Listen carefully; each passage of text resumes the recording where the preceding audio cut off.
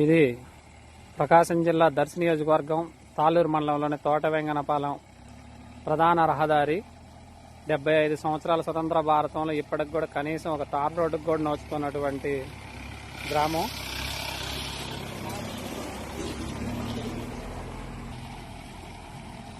నిత్యం ఎన్నో వెహికల్స్ ఈ రోడ్డు మార్గానే రావాలి.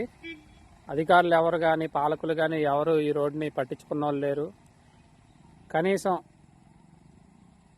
ఇప్పుడైనా సరే కూటమి ప్రభుత్వంలోనైనా ఈ గ్రామానికి రోడ్డు మార్గం ఏర్పాటు అవుతుందని చెప్పేసి ఎన్నో కలలు కంటున్నారు ఇక్కడ ఉన్నటువంటి గ్రామ ప్రజలు.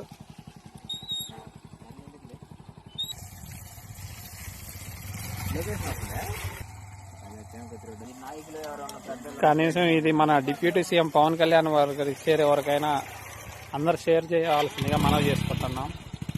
అయ్యా పవన్ కళ్యాణ్ గారు, కనీసం మీరన్నా సరే ఈ యొక్క రోడ్లని మా యొక్క ప్రజల కోసం అందుబాటులోకి తీసుకురావాల్సిందిగా మనవి చేసుకుంటున్నాం.